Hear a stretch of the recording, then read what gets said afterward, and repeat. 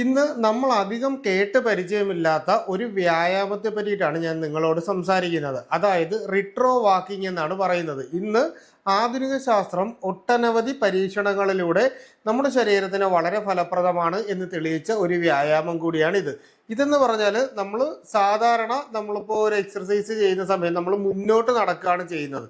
എന്നാൽ നമ്മൾ പിന്നോട്ട് ഏകദേശം, അതായത് ബാക്ക് സൈഡിലേക്ക് ഏകദേശം 5 മിനിറ്റ് നമ്മൾ നടന്നു കഴിഞ്ഞാൽ നമ്മുടെ ശരീരത്തിൽ ഉണ്ടാകുന്ന ഏറ്റവും പ്രധാനപ്പെട്ട ചില മാറ്റങ്ങളും ആരോഗ്യ ഗുണങ്ങളെയും പറ്റിയിട്ടാണ് പറയുന്നത്. നമ്മൾ 1 മണിക്കൂർ നടക്കുന്നതിനേക്കാൾ കൂടുതൽ ബെനിഫിറ്റ് നമുക്ക് സത്യത്തിൽ റിട്രോ വാക്കിങ്ങിലൂടെ നമ്മുടെ ശരീരത്തിന് ലഭിക്കും എന്നുള്ളതാണ് പ്രത്യേകത. അപ്പോൾ നമ്മൾ ഈ ഒരു എക്സർസൈസിനെ പറ്റി കേൾക്കുമ്പോൾ 5 മിനിറ്റേ ഉള്ളൂ എന്ന് വിചാരിക്കുകയാണ് എങ്കിൽ നമ്മളൊക്കെ വിചാരിക്കും ഇത് വളരെ ലളിതമായിട്ടുള്ളൊരു വ്യായാമമാണ് എന്ന്. പക്ഷേ സത്യത്തിൽ ഇത് വളരെ ലളിതമാണ് എങ്കിൽ തന്നെ ഇത് കഠിനമായിട്ടുള്ളൊരു വ്യായാമമാണ്. അതായത് നമ്മൾ കുറച്ചുകൂടി സ്ട്രെയിൻ എടുത്താൽ ആദ്യ ദിവസങ്ങളിൽ നമുക്കിത് ചെയ്യാനായിട്ട് സാധിക്കും. ഇതിൻ്റെ ഏറ്റവും പ്രധാനപ്പെട്ട ഒരു ഗുണം എന്ന് പറഞ്ഞു കഴിഞ്ഞാൽ നമുക്കുള്ള ഹൃദയ ആരോഗ്യത്തിന് വേണ്ടിയിട്ട് ഇത് വളരെയേറെ സഹായിക്കുന്നുണ്ട്. അതായത് നമ്മുടെ ശരീരത്തെ, അതായത് നമ്മുടെ ഹൃദയത്തിൻ്റെ പമ്പിങ് കൂട്ടുന്നതിന് വേണ്ടിയിട്ടും ഹൃദയത്തിൻ്റെ താളം നിലനിർത്തുന്നതിന് വേണ്ടിയിട്ട്, അതായത് ബീറ്റ് കുറച്ചുകൂടി കൂടിയിട്ട് നമ്മുടെ മെറ്റബോളിസം കുറച്ചുകൂടി ഇംപ്രൂവ് ചെയ്യുന്നതിന് വേണ്ടി സഹായിക്കും. ഹൃദയപേശികളുടെ ആരോഗ്യം വർദ്ധിക്കുന്നതിന് വേണ്ടിയിട്ടും ഹൃദയത്തിന് ഒരു നല്ല വ്യായാമം കൊടുക്കുന്നതിന് വേണ്ടിയിട്ടും ഇത് സഹായിക്കുന്നുണ്ട്.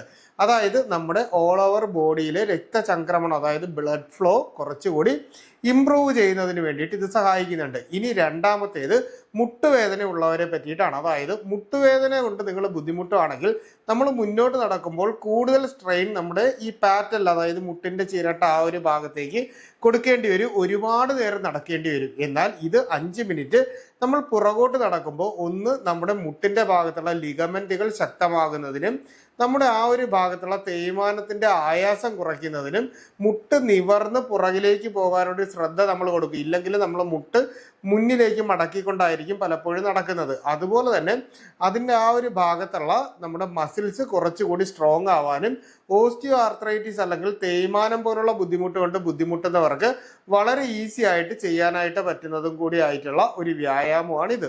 ഇനി മൂന്നാമത്തെ ഗുണം എന്ന് പറഞ്ഞു കഴിഞ്ഞാൽ നമ്മുടെ പേശികളുടെ ആരോഗ്യം, അതായത് കാലിൻ്റെ പേശികളെ കുറച്ചുകൂടി ശക്തമാക്കാനായിട്ട് നമുക്ക് സഹായിക്കും. അതായത് നമ്മുടെ ക്വാഡ്രിസെപ്സ്, ഹാംസ്ട്രിങ് മുതലായിട്ടുള്ള മസിൽസ്, അതായത് നമ്മുടെ കാഫ് മസിലിൻ്റെ ആ ഭാഗത്തൊക്കെ കൂടുതലായിട്ട് നല്ല രീതിയിൽ ഒരു ശക്തമായ മസിൽ ബിൽറ്റ് നമ്മുടെ ബോഡിയിൽ ഉണ്ടാവാനും പേശികളിൽ ഉണ്ടാവുന്ന, അതായത് നമ്മുടെ മസിലിൽ ഉണ്ടാവുന്ന മസിൽ പിടുത്തം മുതലായിട്ടുള്ള പ്രശ്നങ്ങളും നമ്മുടെ ഓവറോൾ ബോഡിയുടെ ഒരു ഹെൽത്ത് ഇംപ്രൂവ് ചെയ്യാനും മസിൽ സ്ട്രെങ്ത് കൂട്ടുന്നതിനും ഈ പറയുന്ന വ്യായാമം സഹായിക്കും. നേരത്തെ ഒരു വീഡിയോയിൽ ഞാൻ പറഞ്ഞിട്ടുണ്ടായിരുന്നു, നമ്മുടെ കാഫ് മസിൽ കൂടുതലായിട്ട് സ്ട്രെങ്തൻ ആകാൻ വേണ്ടിയിട്ട് നമ്മൾ കാല് തറയിൽ ഉറപ്പിച്ച് മുകളിലേക്കും താഴേക്കും ഉയർത്തുന്ന ഒരു എക്സർസൈസ്. അതുപോലെ തന്നെ നമുക്ക് ഈ ഒരു എക്സർസൈസ് ചെയ്താലും നമ്മുടെ കാഫ് മസിൽ കൂടുതലായിട്ട് സ്ട്രോങ് ആവാനും നമ്മുടെ പ്രമേഹത്തെ നിയന്ത്രിക്കാനും അതുപോലെ തന്നെ നമ്മുടെ ശരീരത്തിൻ്റെ അകത്തുള്ള കൊളസ്ട്രോളിനെ ബേൺ ചെയ്ത് കളയാനും നമ്മുടെ ബെല്ലി ഫാറ്റ്, അതായത് വയറിൽ അടിഞ്ഞിരിക്കുന്ന കൊഴുപ്പ് അലിഞ്ഞു പോകുന്നതിനും അതുപോലെ തന്നെ ഹൃദയത്തിൻ്റെ ആരോഗ്യം മെച്ചപ്പെടുത്തി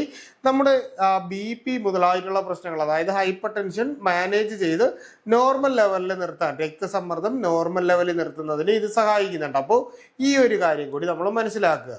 ഇനി അടുത്തതായിട്ടുള്ള ഗുണം എന്ന് പറഞ്ഞു കഴിഞ്ഞാൽ നമ്മുടെ ബ്രെയിൻ അഥവാ തലച്ചോറിൻ്റെ പ്രവർത്തനം നല്ല രീതിയിൽ മെച്ചപ്പെടുത്താനായിട്ട് ഇത് സഹായിക്കും. കാരണം നമ്മൾ മുന്നോട്ട് നടക്കുമ്പോൾ നമ്മൾ അധികം ഈ പറയുന്ന എക്സർസൈസിൽ ശ്രദ്ധിച്ചിട്ടായിരിക്കത്തില്ല നടക്കുന്നത്. പക്ഷേ പിന്നിലേക്ക് നടക്കുമ്പോൾ നമ്മളുടെ ഏകാഗ്രത വർദ്ധിപ്പിക്കുന്നുണ്ട്, നമ്മുടെ നെർവുകൾ കുറച്ചുകൂടി ആക്റ്റീവ് ആകുന്നുണ്ട്. നമ്മളൊരു ബാലൻസ് കീപ്പ് ചെയ്യുന്നതിന് വേണ്ടിയിട്ട് നമ്മുടെ തലച്ചോറ് കൂടുതലായിട്ട് പ്രവർത്തിക്കും. കാരണം ചെയ്യാത്ത ഒരു വ്യായാമം നമ്മൾ ചെയ്തു തുടങ്ങുമ്പോൾ നമ്മളുടെ ഈ പറയുന്ന രീതിയിൽ നമ്മുടെ തലച്ചോറിൻ്റെ പ്രവർത്തനം മെച്ചപ്പെടുത്തി ഓർമ്മക്കുറവ് മുതലായിട്ടുള്ള പ്രശ്നങ്ങൾ പരിഹരിക്കാനും അമിതമായിട്ടുള്ള ടെൻഷൻ, ആൻസൈറ്റി, കോൺസെൻട്രേഷൻ കിട്ടുന്നില്ല മുതലായിട്ടുള്ള പ്രശ്നങ്ങളും നമ്മൾ നിവർന്ന് നിന്ന് നമ്മുടെ ആ ഒരു പോസ്ചർ കറക്റ്റ് ആക്കുന്നതിനും ഒക്കെ ഇത് വളരെയേറെ സഹായിക്കും. അതായത് നമ്മൾ ഏകദേശം 1 മണിക്കൂർ ചെയ്യുന്ന വ്യായാമം കൊണ്ട് ലഭിക്കുന്നതിനേക്കാൾ കൂടുതലായിട്ട് നമ്മുടെ തലച്ചോറിനെ ഉത്തേജിപ്പിക്കാനായിട്ട് ഈ പറയുന്ന 5 മിനിറ്റ് കൊണ്ട് സാധിക്കും. ഇനി നടുവേദന അല്ലെങ്കിൽ ബാക്ക് പെയിൻ ഉള്ളവർക്ക് ഈ പറയുന്ന എക്സർസൈസ് വളരെ നല്ലതാണ്. കാരണം നമ്മൾ എപ്പോഴും മുന്നോട്ട് നടക്കുമ്പോൾ നമ്മുടെ ശരീരത്തിന് വേദന ഉണ്ടെങ്കിൽ, അതായത് നടുവിൻ്റെ ഭാഗത്ത് വേദന ഉണ്ടെങ്കിൽ നമ്മളൊന്ന് കുനിഞ്ഞ് നടക്കാനായിട്ട് ശ്രമിക്കും. ഇല്ലെങ്കിൽ ആ വേദന അഡ്ജസ്റ്റ് ചെയ്ത് ബോഡിയുടെ പൊസിഷൻ കറക്റ്റ് ആക്കി നടക്കാനായിട്ട് ശ്രമിക്കുക. എന്നാൽ പുറകിലേക്കാണ് നമ്മൾ നടക്കുന്നത് എങ്കിൽ നമ്മുടെ നട്ടെല്ല് ഉയർത്തിപ്പിടിച്ച് പൊസിഷൻ കറക്റ്റാക്കി വളരെ സൂക്ഷ്മതയോടുകൂടി നമ്മൾ നടക്കാനുള്ള ഒരു ശ്രമം നടത്തും. അപ്പോൾ ഈ പറയുന്ന എക്സർസൈസ് ബാക്ക് പെയിൻ ഉള്ളവർക്കും വളരെ നല്ല രീതിയിൽ ചെയ്യാനായിട്ട് സാധിക്കും. ഇനി ഏകദേശം 1 മണിക്കൂറിന് മുകളിൽ ചെയ്യുന്ന എക്സർസൈസിന്റെ ഗുണം 5 മിനിറ്റ് കൊണ്ട് കിട്ടുന്നുണ്ടെങ്കിൽ നമ്മുടെ ശരീരം വിയർക്കുന്നതിന്റെ തോത് വളരെ കൂടുതലായിരിക്കും. നമ്മുടെ ശരീരത്തിൽ ഇൻസ്റ്റന്റ് ആയിട്ട് ഗ്ലൂക്കോസിന്റെയും കൊളസ്ട്രോളിന്റെയും മെറ്റബോളിസം നന്നായിട്ട് നടക്കും. അതുപോലെ തന്നെ ശരീരം വിയർത്ത് നമ്മുടെ മെറ്റബോളിസം കൂടുന്നത് കൊണ്ട് തന്നെ അമിതമായിട്ടുള്ള കൊഴുപ്പ് നമുക്ക് ബേൺ ചെയ്ത് കളയാനായിട്ട് പറ്റും. അതുകൊണ്ട് തന്നെ അമിതവണ്ണം കൊണ്ട് ബുദ്ധിമുട്ടുന്നവർക്കും നമ്മുടെ ശരീരത്തിൻ്റെ അകത്ത് കൊളസ്ട്രോളിന്റെ പ്രശ്നവും ട്രൈഗ്ലിസറൈഡിന്റെ പ്രശ്നവും കൊണ്ട് ബുദ്ധിമുട്ടുന്നവർക്കും വളരെ ഫലപ്രദമായിട്ട് ഈ പറയുന്ന ഒരു വ്യായാമം ചെയ്യാനായിട്ട് സാധിക്കുന്നതാണ്. 5 മിനിറ്റിൽ കൂടുതലായിട്ട് നിങ്ങൾ ഒരിക്കലും ഈ വ്യായാമം ചെയ്യേണ്ട ഒരു കാര്യമില്ല. ഇനി അതുപോലെ തന്നെ നിങ്ങൾ ഈ വ്യായാമം ചെയ്യുമ്പോൾ ശ്രദ്ധിക്കേണ്ട 1-2 കാര്യങ്ങൾ ഞാൻ പറയുന്നുണ്ട്. അതായത് നമ്മൾ പുറകിലേക്ക് നടക്കുമ്പോൾ നമ്മൾ ഇതുവരെ ചെയ്യാത്ത ഒരു പുതിയ രീതിയിലുള്ള നടത്തമാണ് നമ്മൾ പ്രാക്ടീസ് ചെയ്ത് തുടങ്ങുന്നത്. അതുകൊണ്ട് എപ്പോഴും കറക്റ്റ് ഫ്ലാറ്റ് ആയിട്ടുള്ള ഒരു തറയിൽ മാത്രമേ നമ്മൾ ഈ വ്യായാമം ചെയ്യാനായിട്ട് ശ്രമിക്കാവൂ. അതുപോലെ തന്നെ വഴുക്കലുള്ള സ്ഥലങ്ങളിൽ ഈ വ്യായാമം ചെയ്യാതിരിക്കുക.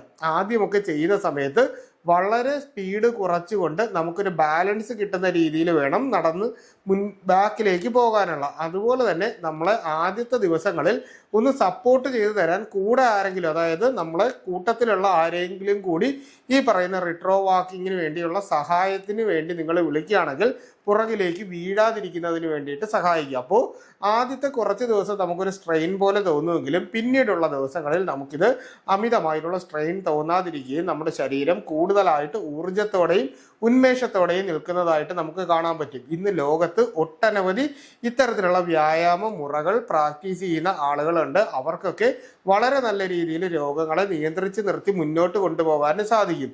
പലപ്പോഴും കൺവെൻഷണൽ ആയിട്ടുള്ള, അതായത് നമ്മൾ സാധാരണ ചെയ്യുന്ന എക്സർസൈസ് തന്നെ എല്ലാ ദിവസവും ചെയ്യും. സിമ്പിളായിട്ട് പറഞ്ഞാൽ നിങ്ങൾ ദിവസവും 1 മണിക്കൂർ നടക്കാനായിട്ട് പോകും എന്നുണ്ട്. സെയിം വഴിയിലൂടെ തന്നെയാണ് പോകുന്നതെങ്കിൽ ആദ്യം നിങ്ങൾ പോയ ദിവസങ്ങളെ പറ്റിയിട്ട് ഒന്ന് ആലോചിച്ച് നോക്കി. ആ സമയത്ത് നമുക്ക് നല്ല രീതിയിൽ വിയർക്കുമായിരുന്നു.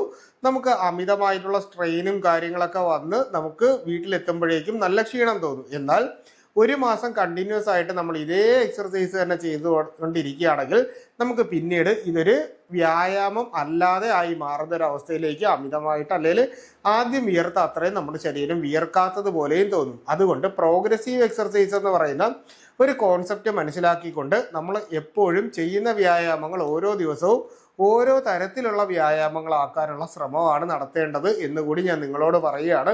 അപ്പോൾ ഇത്തരത്തിൽ ഈ ഒരു വ്യായാമം ചെയ്ത് നോക്കിയാൽ നിങ്ങൾക്ക് ഏകദേശം 1 മാസം കൊണ്ട് തന്നെ ഈ പറഞ്ഞ രീതിയിലുള്ള ഓരോ ബുദ്ധിമുട്ടുകളും കുറഞ്ഞു വരുന്നതായിട്ട് കാണാനായിട്ട് സാധിക്കും. വളരെ ശ്രദ്ധിച്ചുകൊണ്ട് സൂക്ഷ്മതയോടെ മാത്രം ചെയ്യണം എന്നുകൂടി പറഞ്ഞുകൊണ്ട് ഇന്നത്തെ എപ്പിസോഡ് ഞാൻ നിർത്തുകയാണ്.